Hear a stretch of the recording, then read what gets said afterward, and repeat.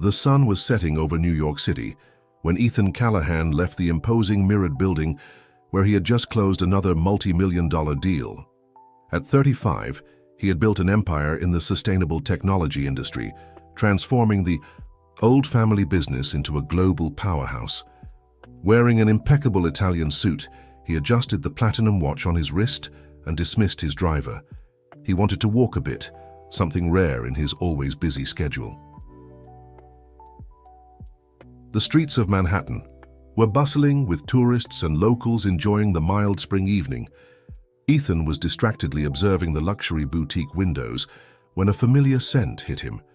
It was the jasmine perfume that his nanny Maria used to wear when he was a child.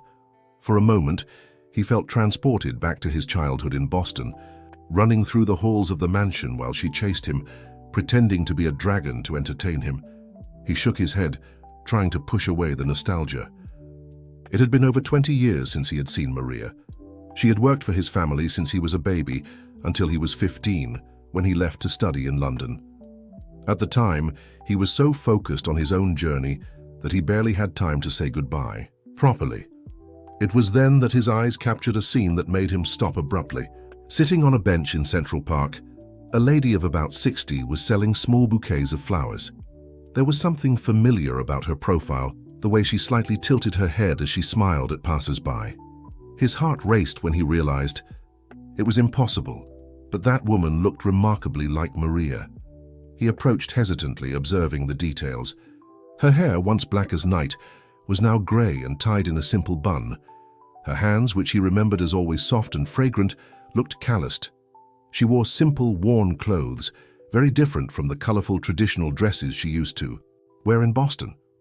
"Maria," he called softly in Spanish, his voice betraying the emotion he was trying to contain. The woman looked up, initially confused. Then her face transformed into a mixture of surprise and disbelief. "Mi niño Ethan?" she whispered, using the affectionate nickname that only she gave him. "Is it really you?" The world seemed to stop at that moment. Ethan knelt beside the bench, ignoring the curious glances of passers-by. "Yes, it's me, Maria, but how? What happened? Why are you here?" Tears began to roll down Maria's wrinkled face as she tried to organize her thoughts. "God works in mysterious ways, my boy. Or should I say my man now?" She smiled sadly, reaching out to touch his face, as she did when he was a child. "You've grown so much." Ethan realized that his own hands were shaking. There was the woman who had been his second mother, who comforted him when he had nightmares, who told him magical stories about genies and sultans, who taught him his first words in Spanish. How had she ended up in this situation? "Come with me," he said firmly, standing up and extending his hand. "We need to talk, and it won't be here on the street." Maria hesitated, looking at her flowers. "But my bouquets—" "Leave the flowers," he insisted gently. "Please, Maria, let me give back a little of what you did for me." As he helped Maria stand up, Ethan noticed how fragile she seemed, so different from the strong woman of his memories. His heart tightened at the thought of the years that had passed, the circumstances that had brought her here. But one thing he knew for sure: this encounter was not a coincidence. It was a second chance that fate was granting him. He led her to an elegant cafe nearby where he ordered jasmine tea, her favorite, and a selection of pastries. As they waited, he observed how Maria seemed out of place in the luxurious environment, her uneasy eyes examining the other customers in their expensive outfits. "Tell me everything," he asked softly. "What happened after I left for London?" Maria held the teacup with both hands as if seeking warmth and began her story. Ethan listened attentively, his face transforming into a mask of concern and determination. There, in that New York cafe, as the sun set over the city that never sleeps, a silent promise was made. Life had given them a second chance to reunite, and he would not waste this opportunity. Fate had intertwined their paths again, and this time Ethan would ensure that things would be different, very different. The luxurious Plaza Hotel seemed like a palace from 1001 Nights to Maria's eyes. Ethan had insisted on accommodating her in the presidential suite, ignoring her humble protests. Now sitting in a velvet armchair by the window that offered a stunning view of Central Park, she was still trying to process the turn her life had taken in the last few hours. "You always loved telling stories," Ethan commented, pouring more jasmine tea into the porcelain cups. "Remember how I would beg for just one, more every night before bed?" Maria smiled, her wrinkles softening with the memory. "You were insatiable, mi niño, especially when I told you about the fisherman and the genie. And you always changed the ending to teach me some lesson," he laughed, sitting across from her. "But now I need to know your story, Maria, the real one." Her smile faltered for a moment. She adjusted the shawl over her shoulders, as if seeking protection before beginning. "After you left for London, things changed quickly at the mansion. Your father had hired new managers for the business, people who didn't know me, who didn't understand my role in the family." Ethan frowned, vaguely remembering the changes that occurred at that time. His father had expanded the business, and new faces began to circulate through the house.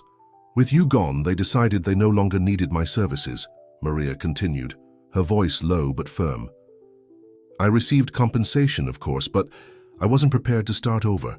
My whole life had been dedicated to your family." "Why didn't you reach out to me?" Ethan asked, guilt weighing in his voice. "You were building your future, mi niño. I didn't want to be a burden." She paused, taking a sip of tea. Besides, there were other complications. It was then that Maria revealed something that Ethan had never imagined. Before working for his family, she had been married to a carpet merchant in Miami. The marriage had ended turbulently, and she fled to Boston, where she found refuge as a nanny in the Callahan mansion. "But Carlos, my ex-husband, never really accepted the end of the marriage," she explained, her hands trembling. "Slightly. When he found out I was no longer under your family's protection, he started looking for me again." Ethan felt a wave of protection take over him. "Is that why you left Boston?" Maria nodded. "I traveled first to Arizona, then to California, always working as a housekeeper or caregiver. But jobs became scarcer as I aged. New York was my last stop. I thought in such a big city I could finally disappear." The sun had completely set, and the lights of New York twinkled through the window. Ethan observed the woman before him, so strong and so fragile at the same time. How many secrets did she still keep? What else had she sacrificed over the years? "There's something else I need to tell you," Maria said softly, reaching for her worn bag. From inside it, she pulled out an envelope yellowed by time. "Before your mother left, she gave me this. She asked me to keep it until the right moment." Ethan felt his heart race. His mother had departed when he was still very young, and the memories he had of her were like faded photographs in his mind. The envelope in his hands seemed to weigh a ton. "Why now?" he asked, his voice almost a whisper. "Because you're finally ready to understand," Maria answered enigmatically. "Your mother knew this day would come. She saw something in you that others couldn't see." With trembling fingers, Ethan began to open the envelope, but Maria gently placed her hand over his. "Not here, not now. There's much more you need to know. First, some truths need the right moment to be revealed." The successful businessman felt again like that boy who depended on Maria's wisdom to understand the world. He nodded, tucking the envelope into the inner pocket of his jacket. "Tomorrow," she continued, "I'm going to show you something I've kept all these years, something that might change everything you believe you know about your family." Ethan looked out the window at the lights of the city that never sleeps, his mind full of questions. The reunion with Maria wasn't just about helping her. There was a greater purpose, a mystery that was beginning to unfold, and he knew deep in his heart that his life was about to change forever. "Rest now," he said, standing up. "Tomorrow we'll start unraveling this story from the beginning." As he left the room, Ethan couldn't help but notice how Maria looked at the city through the window, her eyes reflecting not only the lights of New York, but also the shadows of a past that insisted on returning. What else would he discover in the coming days? What would be the content of that letter? And why had his mother chosen Maria as the guardian of her secrets? The answers were close, but first he would need to be prepared to face truths that could shake the foundations of everything he knew. Morning arrived with a soft spring breeze that swayed the curtains of the presidential suite. Ethan had slept little, his mind full of questions about the mysterious envelope and Maria's enigmatic words. When he entered her room for breakfast, he found her already awake, sitting at a small desk, carefully organizing a set of old photographs. "You were always an early riser," she commented without turning, recognizing his footsteps. "Just like your mother, Sarah." Ethan approached, observing the photographs spread out on the table. They were images he had never seen before, his mother, young and radiant, in places he didn't recognize. In several of them, Maria appeared by her side, both smiling, like old friends. "I don't understand," Ethan murmured, picking up one of the photos. "These seem to be from before I was born. Did you already know my mother?" Maria nodded slowly, picking up a cup of coffee. "Your mother and I didn't meet when I came to work at So your house, mi niño." Our story began much earlier in Miami, when we were just two dreamy young women. The revelation hit Ethan like lightning. All this time he had believed that Maria was just the nanny hired by his father, but clearly there was much more to that story.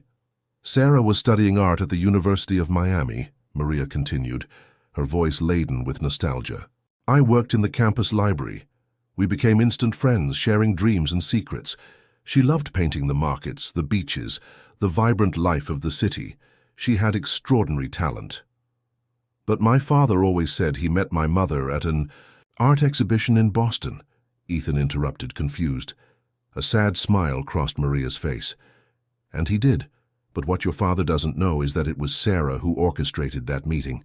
She had already seen him before, on one of his business trips to Miami. She was fascinated by him, but she knew that a direct approach would be complicated." Ethan sat down, trying to absorb this information. His mother, who had always seemed so traditional and reserved in his memories, had been a young artist who planned to meet his father.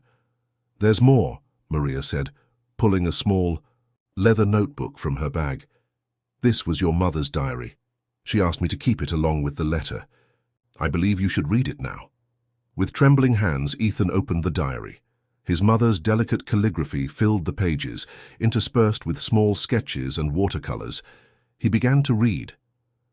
"Dear Diary, today I saw him again at the art fair. James Callahan, the young businessman from Boston that everyone is talking about.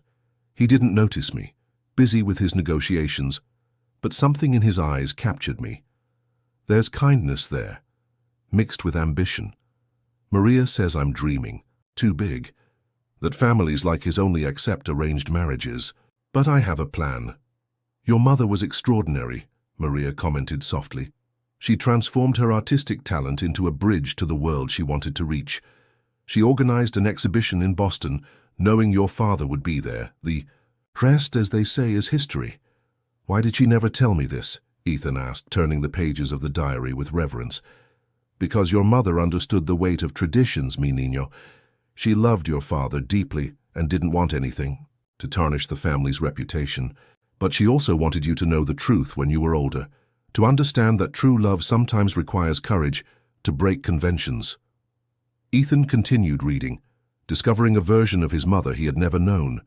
Passionate, determined, rebellious in her own subtle way, the pages revealed not only his parents' love story, but also deeper secrets of the Callahan family. "But there's something else, isn't there?" he asked, noticing how Maria seemed restless. "Something related to my mother's sudden departure."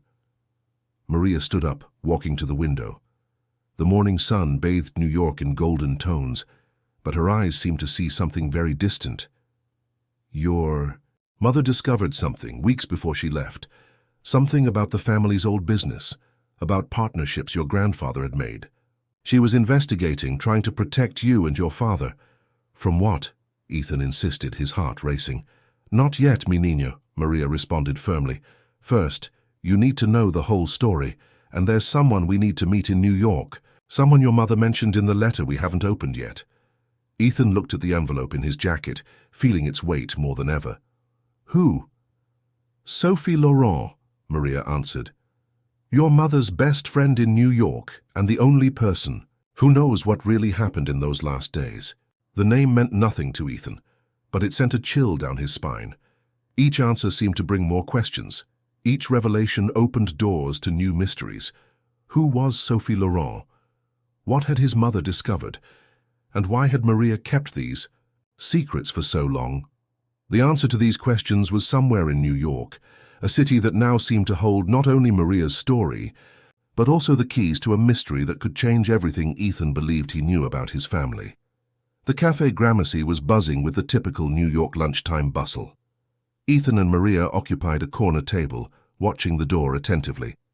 After some calls and discreet research, they had discovered that Sophie Laurent used to frequent the historic café every Wednesday. "How will we recognize her?" Ethan asked, nervously adjusting the napkin on his lap. "Did you meet her?" Maria shook her head, pulling an old photograph from her bag. In it, 3 young women smiled in front of the Statue of Liberty, his mother Maria and an elegant French woman with green eyes. "This is Sophie. Your mother kept several photos of her. She must be about 60 now." Ethan studied the image, trying to imagine what that young woman would look like 3 decades later. His gaze was interrupted by the arrival of a distinguished woman at the café. Elegantly arranged grey hair, classic Chanel dress, impeccable posture, and the same piercing green eyes from the photograph. "C'est elle," Maria whispered. "It's her." Sophie Laurent walked to the counter, ordering her usual coffee. Ethan hesitated, but Maria was already standing up. With firm steps, she approached the French woman.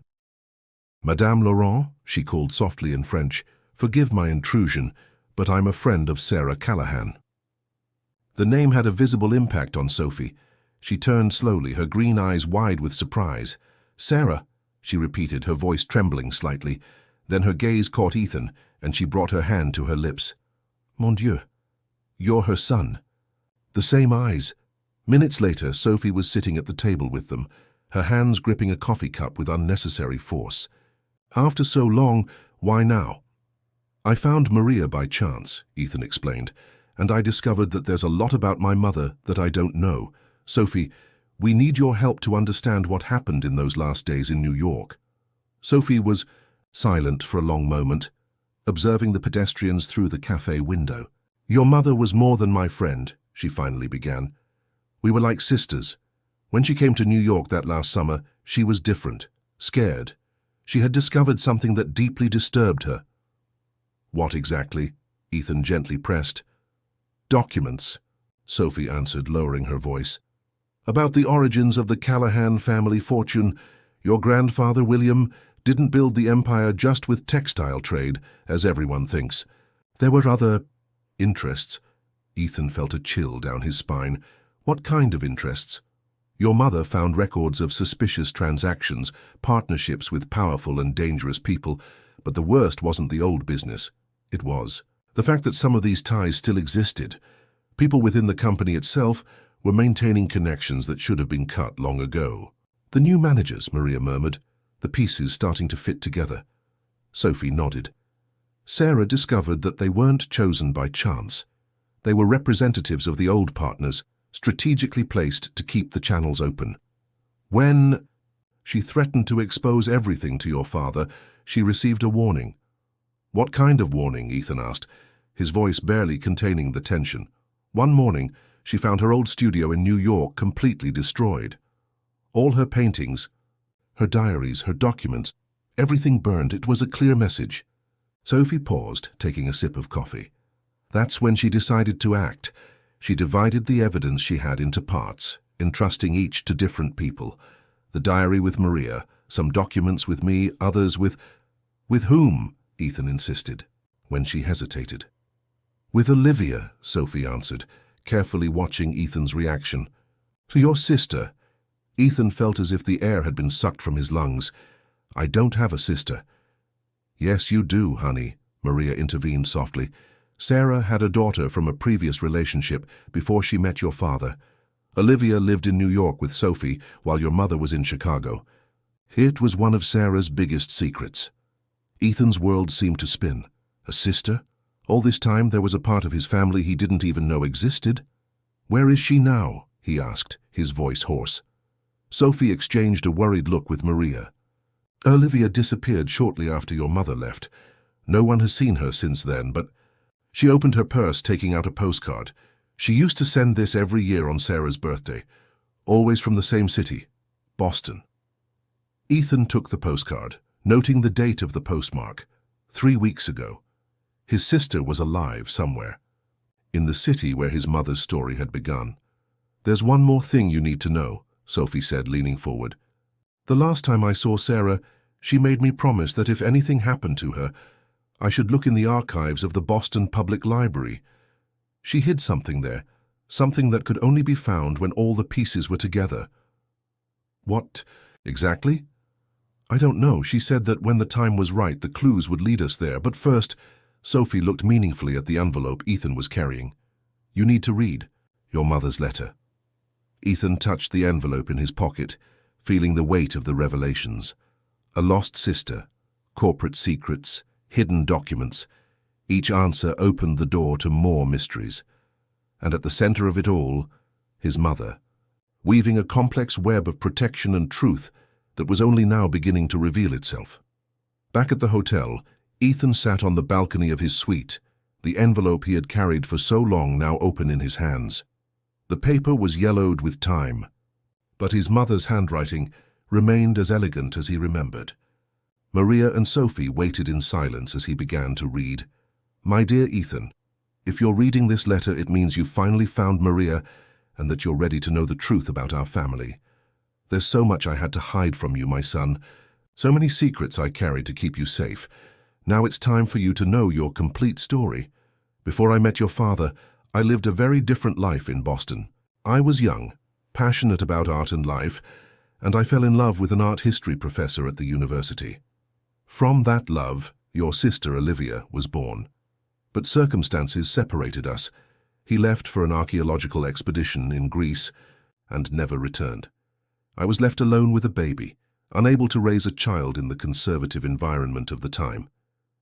Sophie, my dear friend, offered to raise Olivia in New York while I tried to rebuild my life.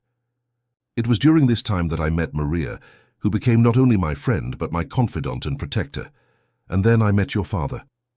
James was everything I could dream of, kind, charismatic, honest. But his family, especially your grandfather, William, carried shadows that I only discovered years later. The Thompson Empire was built on dangerous alliances, Ethan. Your grandfather made deals with people who transformed the legitimate carpet business into something much larger and more obscure. When I discovered the truth, it was already too late to simply expose everything. These people had deeply infiltrated the company, placing their representatives in strategic positions. I tried to alert your father, but they acted first. The fire in my studio was just a warning. They made it clear that you and Olivia would be the next targets if I didn't step away. So I did what any mother would do. I protected my children. I divided the evidence I had collected among trusted people and left, taking with me the attention of those who threatened us, but not without first leaving a trail of breadcrumbs that you could follow when you were ready. In the Boston Publix Library under the code B34792, there's a book on American colonial art. Inside it, you'll find the beginning of the trail that will lead you to the complete truth. But Ethan, my son, you should only look for this book when you're with your sister. Olivia has the other half of the answers you're looking for. She's in Boston, working as a restorer at the Museum of Fine Arts. She chose this path to be close to our family's roots, protecting our true history through the art we both love so much. She knows about you, Ethan. She always has. And she has been waiting for the right moment for this meeting. There's one last thing you need to know. The man Maria fled from in New York, Isaac, wasn't just her ex-husband. He was one of your grandfather's main contacts, the link between the legitimate business world and the shadows that surrounded them. She ran when she discovered the truth, and that's how our paths crossed. Find Olivia, my son. Together you have the power to correct the mistakes of the past and clear our family's name. But be careful. The same people who forced me to leave are still out there protecting their secrets. Know that every decision I made, every secret I kept was out of love. Love for you, for Olivia, for your father, and for the truth that deserves to be known. With all my heart, Mom. Ethan let the letter fall onto his lap, his mind a whirlwind of emotions and revelations. He looked at Maria, who had tears in her eyes, and at Sophie, who was gazing at the city with a distant expression. "Why now?" he finally asked. "Why all these years of silence?" "Your mother knew you needed to build your own strength first," Sophie answered softly. "To establish your position in the company, gain powerful allies. Now you have the resources and influence necessary to face what's coming." "And Olivia?" Ethan asked, his voice trembling slightly as he pronounced his sister's name. "Has she really been waiting all these years?" Maria approached, placing a gentle hand on his shoulder. "She never stopped believing that one day you would meet, honey. Every year on your birthday, she sends a painting to Sophie. Always the same scene, 2 birds flying together over the Charles River." Ethan stood up, walking to the edge of the balcony. Boston stretched out before him, beautiful and mysterious like the secrets he had just discovered. His life had completely changed in a matter of days. First the reunion with Maria, now the revelation of a sister and a conspiracy that threatened his family's legacy. "We need to go to the library," he said finally, his voice firm with determination. "But first, let's go to the Museum of Fine Arts. I want to see what else my mother left for us to find." Sophie and Maria exchanged concerned looks. "Are you sure?" Sophie asked. "Your mother was clear about waiting for Olivia." "I won't open the book," Ethan assured. "But I need to see it with my own eyes. I need to know it's real, that all of this isn't just an elaborate story." The sun was beginning to set over Boston, painting the sky in shades of pink and gold. Somewhere beyond the horizon, his sister continued her life, waiting for the moment of this meeting. Ethan touched the envelope once more, feeling the weight of the history it carried. "Tomorrow," he decided. "Tomorrow we begin our search for the truth." The Boston Public Library stood imposing in the Boston morning, its stone facade reflecting the clear sky. Ethan, Maria, and Sophie crossed the main hall, their steps echoing on the marble floor.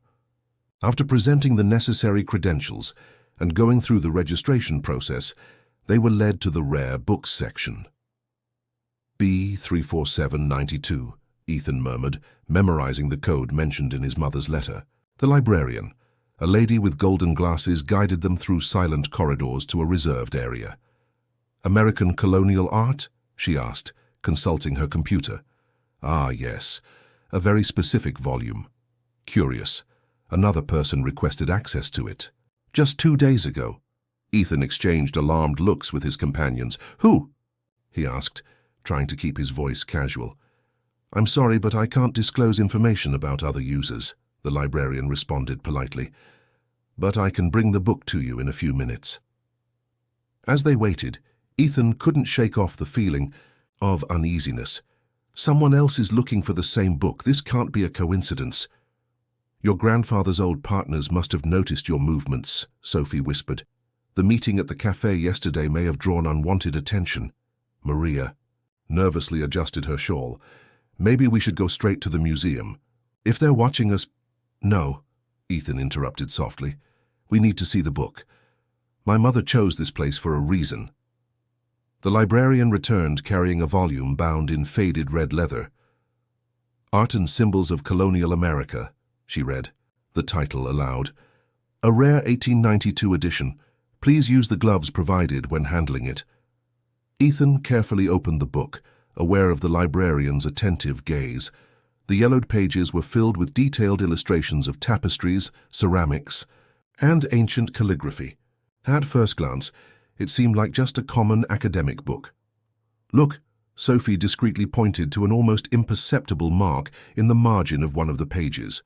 A small symbol drawn in pencil, so subtle it could pass for a smudge. The Thompson family symbol, Ethan recognized, his heart racing. The same one that appears on the oldest carpets in my grandfather's collection. They continued leafing through the book, finding more similar symbols marking certain pages. On one of them, a particularly detailed illustration of a carpet caught Maria's attention. "This pattern," she murmured, leaning closer. "I recognize it from your mother's studio in Boston. She reproduced it in her paintings." Ethan studied the image carefully. The carpet showed a complex geometric pattern that, upon closer inspection, revealed itself to be a stylized type of map. It's not just a decorative design, he realized. It's a representation of the old commercial district of Boston. Your mother always said that true treasures are hidden in plain sight, Sophie commented, a glimmer of understanding in her eyes. The patterns in the old carpets weren't just art. They were codes, maps, records. Before they could explore further, a movement at the entrance of the room caught Ethan's attention. A man in a dark suit had just entered, apparently absorbed in a book, but his eyes occasionally turned to the group. "Don't look now," Ethan whispered. "But I think we have company." Sophie discreetly took her phone from her purse, pretending to check messages while using the camera to observe the newcomer. "I know that man," she said, her voice barely audible. "He was at the cafe yesterday, sitting 2 tables behind us." "We need to get out of here," Maria urged, "but we can't let him realize we've noticed." Ethan calmly closed the book, thanking the librarian. As they stood up, he managed to discreetly photograph some pages with his cell phone, especially those with the subtle markings. "Let's split up," Sophie suggested as they walked to the exit. "I'll leave first, then Maria, and lastly you, Ethan.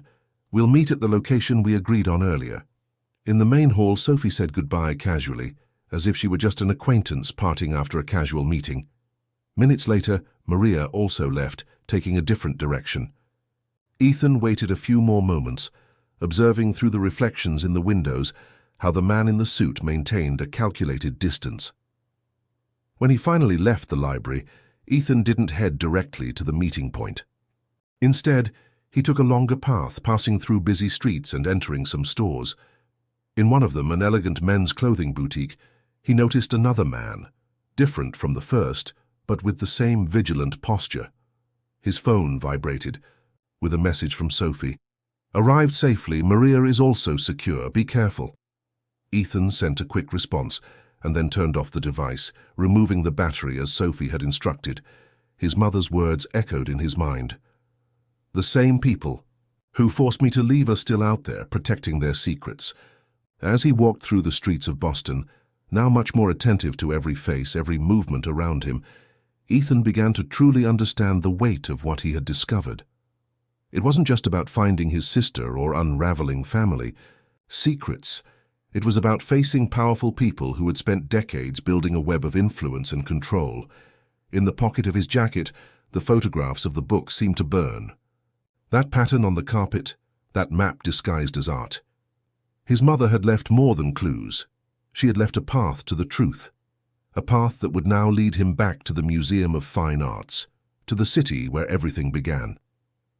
But first, he needed to shake off his followers and safely reach the place where Maria and Sophie were waiting.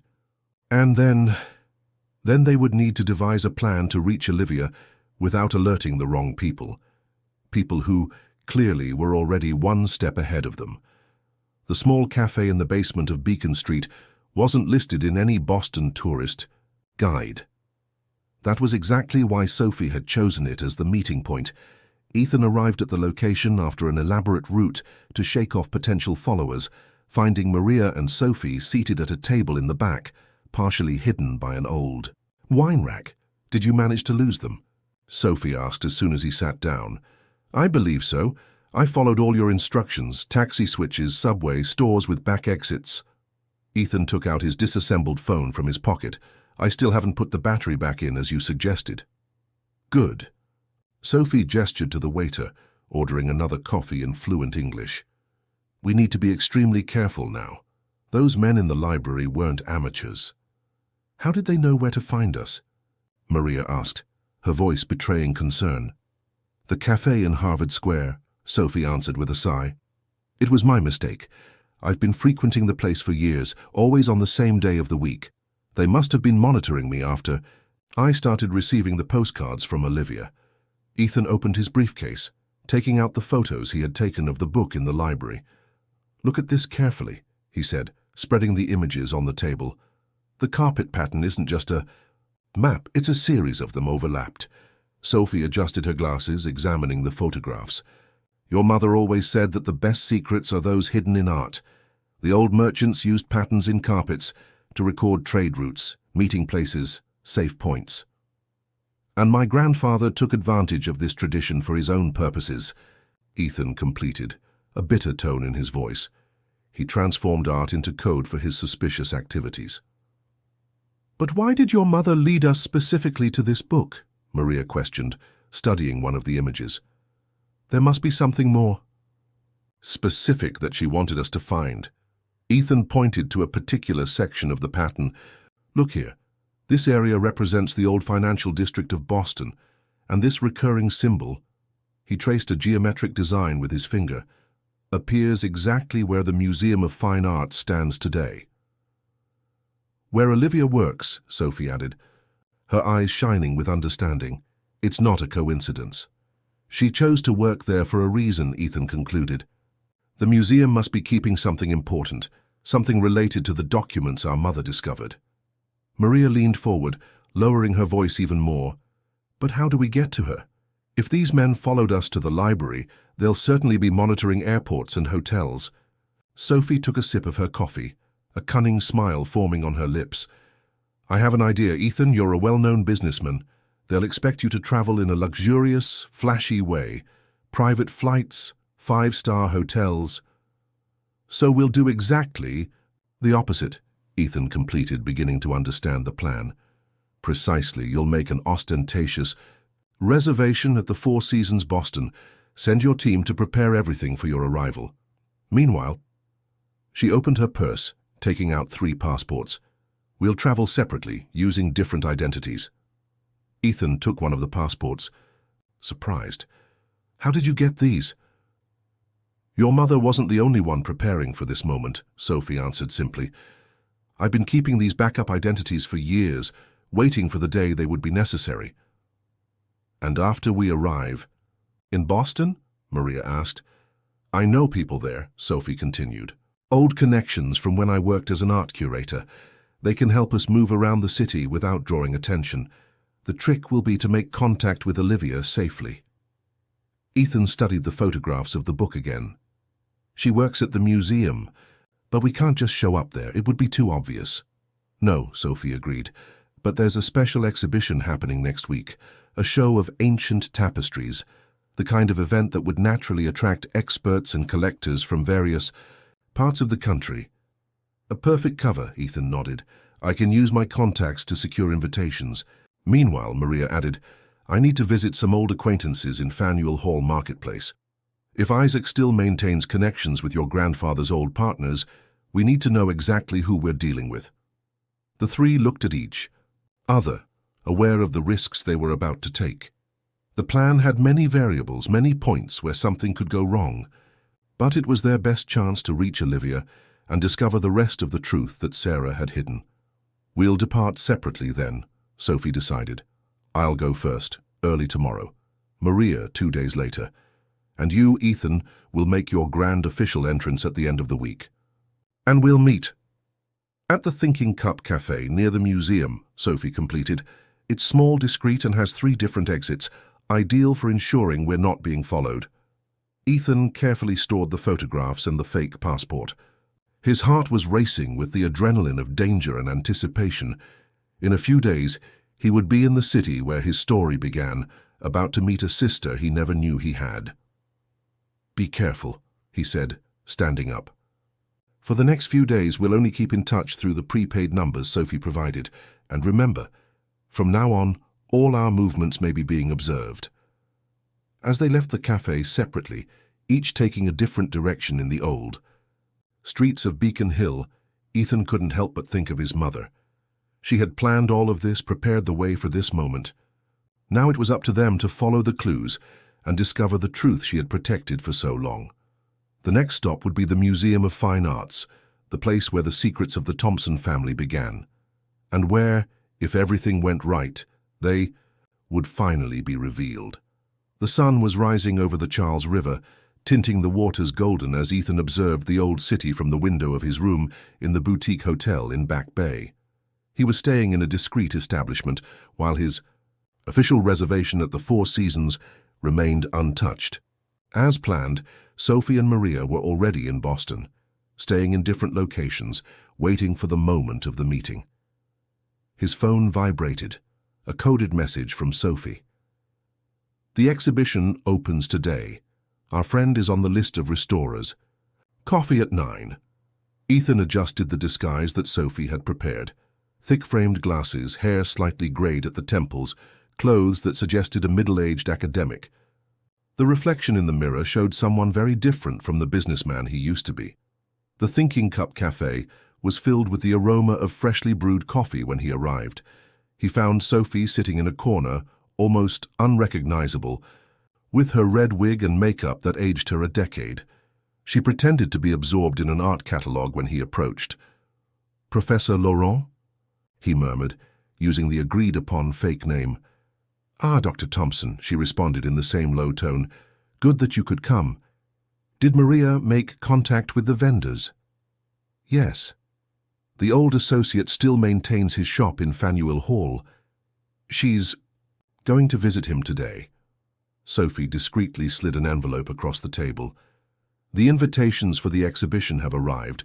Olivia will be responsible for presenting the 19th century American tapestries section." Ethan opened the envelope, studying the ornate invitation. His heart raced as he saw his sister's name on the program. Special presentation by Dr. Olivia Pearson, Chief Restorer.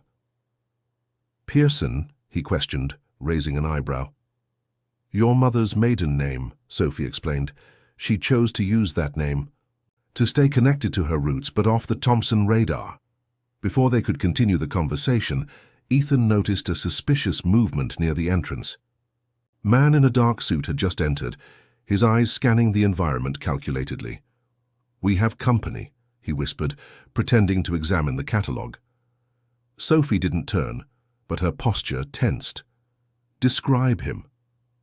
"Dark suit, about 40, subtle, scar near the left eye." Sophie's face paled slightly. "Isaac," she murmured. "He works for Jacob. If he's here." "They know we're in the city," Ethan completed, his stomach churning. At that moment his phone vibrated again, an urgent message from Maria. "Problem at Faneuil Hall. Jacob was waiting. He knows about O." Ethan and Sophie exchanged alarmed looks. The plan was starting to crumble before it had even really begun. "We need to warn Olivia," Sophie whispered. "If Jacob knows we're here, she might be in danger." "How? We can't just go to the museum now." Sophie picked up the catalogue, opening it to a specific page. "Look at this. There's a preliminary presentation for curators and experts in an hour. Olivia will be there presenting some selected pieces. With several strangers present," Ethan completed, beginning to understand. "The perfect cover to make contact." "Precisely. But first, we have to shake off Isaac." Sophie began to calmly gather her things. "I'll leave first. Take a path that forces him to follow me. You wait 5 minutes and go straight to the museum." "It's too risky. If he recognized you—" "Don't argue," Sophie cut in softly. "I've known Isaac for years. He'll want to follow me to find out what I know. You're the priority now. You need to get to Olivia." Before Ethan could protest, Sophie gracefully stood up and walked to the exit, her relaxed posture revealing nothing of the tension of the moment. As predicted, Isaac waited a few seconds and followed her, leaving the cafe. Ethan counted the minutes, his heart pounding. When the agreed time passed, he headed to the Museum of Fine Arts, his mind racing with possibilities. How would he recognize Olivia? How would he make contact without alerting possible observers? And more importantly, would she know he was coming? The museum was relatively quiet at that hour of the morning. Following the signs, he found the room where the preliminary presentation would take place. Small groups of well-dressed people were conversing in low voices, examining the exposed tapestries. That's when he saw her. Even without ever having met Olivia before, Ethan recognized her instantly. She had the same eyes as his mother, the same way of tilting her head while speaking. Elegantly dressed in a grey suit, she gestured passionately while explaining the details of an ancient tapestry to a small group of listeners. He approached the group slowly, his heart beating so hard he feared others might hear. As he got closer, he could distinguish her words. This specific pattern, she explained, pointing to an intricate detail, was used by 19th century merchants to mark safe routes. Each symbol had a hidden meaning, understood only by those who knew the code. Her eyes met Ethan's for a brief moment as she spoke. There was no immediate recognition, but something in her expression subtly changed. For example, she continued, her voice maintaining the same professional cadence, this symbol here represents a safe meeting place, a place where people who had been separated could reunite again. She touched a specific pattern on the tapestry, the same one Ethan had seen in the book at the library in Boston. It wasn't just an academic explanation. It was a message. His sister knew he would come, and more than that, she was prepared for this moment. Now he just needed to find a way to approach her without drawing attention. But with Isaac and possibly other observers around the city, every move needed to be perfectly calculated. One mistake could jeopardize everything and put Olivia in danger. The presentation continued for another 20 minutes, during which Ethan observed his sister with a mixture of fascination and apprehension. Every gesture, every inflection of her voice reminded him of his mother, creating a bittersweet ache in his chest. When the group began to disperse, Olivia moved methodically around the room, answering questions and offering additional information to those present. Finally, she approached a particular tapestry, the one with the symbol she had mentioned before. Ethan understood the cue and walked over, positioning himself as if studying the details of the fabric. Fascinating how some patterns repeat through generations, isn't it, Professor? Olivia commented casually, stopping beside him. This one, for instance, tells a story about siblings separated by fate. And do they reunite? Ethan asked, his voice slightly trembling. At the right moment, she answered softly. Then, still keeping her eyes on the tapestry, she continued, There's a small restoration room on the 3rd floor in 15 minutes. Use the service stairs near the restroom. Before Ethan could respond, she had already moved away to attend to another visitor. Following the silently established plan, he spent the next few minutes circulating through the exhibition, making occasional notes as any interested academic would. When the moment came, he followed Olivia's instructions. The service stairs were deserted, his steps echoing slightly as he climbed. On the 3rd floor, he found a simple door with a sign indicating Restoration Authorized Personnel Only. He knocked lightly twice, as Sophie had instructed for all meetings. The door opened, and for the first time, Ethan found himself face to face with his sister. Olivia quickly pulled him inside, closing the door. The small room was filled with restoration equipment, delicate tools, and precision magnifying glasses. An ancient tapestry occupied the central table, partially restored. For a long moment, the siblings just looked at each other, absorbing the reality of this long-awaited encounter. Olivia was the first to break the silence. Your eyes, she said. Softly, they're exactly like hers. You knew I would come? Ethan asked, his voice hoarse with contained emotion. Mom told me that one day you would discover the truth, that when it happened, you would seek me out. She moved to a shelf, removing a false panel. That's why I kept this all these years. From inside the compartment, Olivia removed an old leather folder. These are the documents that Mom discovered about Grandpa William's business. But they're not just records of suspicious transactions. They're proof of something much bigger. What exactly? An ancient network of power and influence that exists to this day. The carpet trade was just a facade. Olivia opened the folder, revealing yellowed documents and old photographs. Grandpa William wasn't just a merchant. He was the guardian of secrets dating back to colonial times, secrets that some people would kill to keep hidden. And Jacob? What's his role in all of this? Jacob was more than a partner. He was the executor. Olivia lowered her voice even more. When any member of the network threatened to expose the truth, Jacob was sent to resolve the situation. Ethan felt a chill run down his spine. Is that why Mom had to leave? She discovered all. This? Yes, but there's more. Olivia picked up a specific photograph. See this image. Do you recognize this man next to Grandpa William? Ethan examined the old photo. It showed his grandfather in an elegant office, shaking hands with a distinguished man. In the background, partially visible, was a painting that seemed familiar to him. Wait, this painting, it's in the company's main office to this day. Exactly, and the man in the photo is Gerald Laurent. Laurent? As in Sophie Laurent, Olivia completed. Her father. The revelation hit Ethan like a blow. So, Sophie always knew from the beginning? She knew part of the story. Her father was one of the network's main contacts in Europe. When he tried to disconnect, Olivia hesitated. Well, let's say Jacob resolved the situation. That's when Sophie decided to help our mother. A noise in the hallway made them both freeze. Footsteps were approaching the door. Quick, Olivia whispered, storing the documents. There's another exit behind that shelf. It leads to a maintenance corridor. Sophie is waiting at the Trident Booksellers and Cafe near Newbury Street. Find her and... The doorknob started to turn.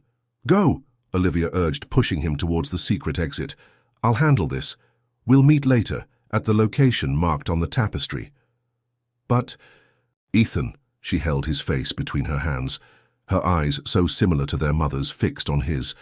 Trust me, I know how to protect myself. Now go. With a heavy heart, Ethan slid behind the shelf, finding the hidden door. As he closed it silently behind him, he heard the main door open and Olivia's professional voice greeting someone.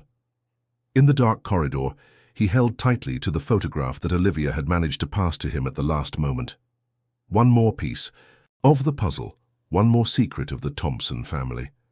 And now finally he had found his sister, only to have to leave her again. But this time would be different. This time he wouldn't allow his family to be separated again. The sun was setting over the Charles River, painting Boston's sky in shades of crimson and gold. Ethan anxiously waited at the location indicated by the tapestry's pattern, an old tea house overlooking the river, known only to the city's oldest inhabitants. The place was practically empty, except for a few elderly men playing chess in a corner. Sophie was already there when he arrived, her expression grave as she examined the photograph Olivia had handed over. So now you know, she said softly, about my father. Why didn't you tell me before? Because the story wasn't mine to tell, she answered, returning the photo. Each person in this puzzle carries their own part of the truth. We needed all the pieces to understand the complete picture. The tea house door opened and Maria hurried in. Jacob is on the move, she informed in a low voice, sitting down with them. He gathered his men at Faneuil Hall. I think they've discovered about this meeting. How? Ethan asked, alarmed. Because I told them, a familiar voice answered. The three turned to see Olivia standing at the entrance, but she wasn't alone. Jacob was by her side, along with two men Ethan recognized from the library in Boston. His heart sank. Had she betrayed them? But then he noticed something in his sister's gaze. It wasn't guilt, it was triumph. It's time to end this, Olivia declared, her voice firm. All the players are here exactly as Mom planned.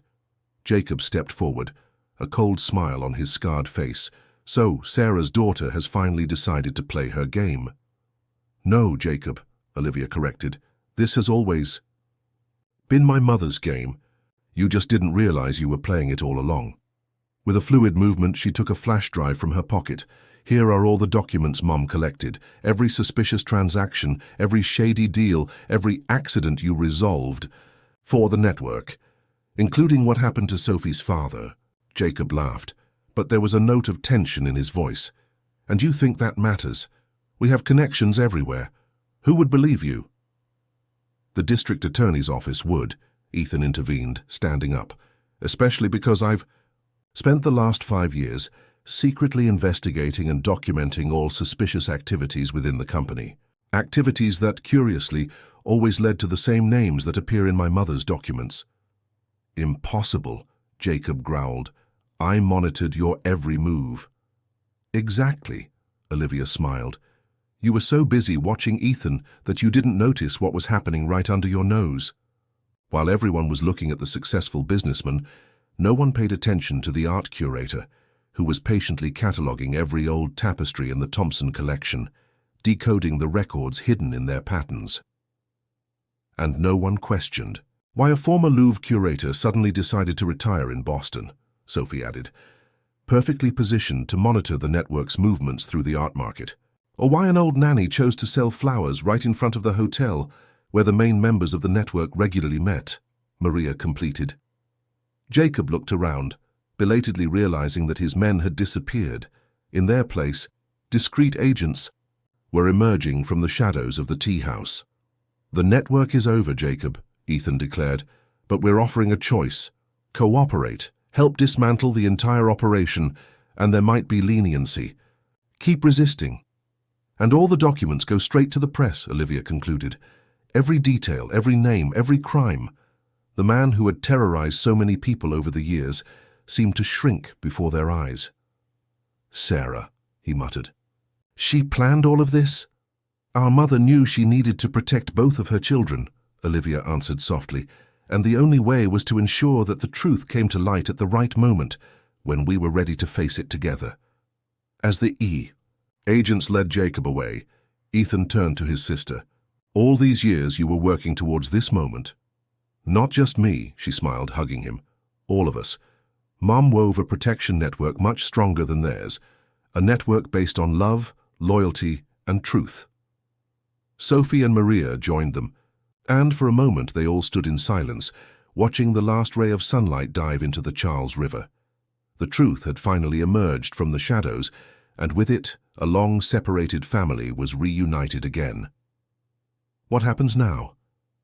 Ethan asked, still embracing the sister he had just found. Now, Olivia answered, we honor the true legacy of the Thompson family, not Grandpa William's dark secrets, but our mother's courage and wisdom. She taught us that true wealth isn't in power or influence, but in the bonds that unite us and the stories we choose to tell. As Boston's lights began to twinkle around them, Ethan knew that this wasn't just a conclusion. It was a new beginning. The Thompson Empire would be rebuilt, this time on foundations of transparency and integrity. And, more importantly, his family was finally complete, united not just by blood, but by the relentless pursuit of truth. Somewhere, he knew, his mother was smiling. Dear listeners, thus ends the saga of the Thompson family, a story of secrets, redemption, and the transformative power of family love. If this journey touched your heart, don't forget to subscribe to our channel for more engaging stories like this one. Leave your like and tell us in the comments, what was the moment that moved you the most in this narrative? What other stories of family reunions and the search for truth would you like to hear? And from which city in the world are you following us? Your participation makes our community even more special. Until the next story.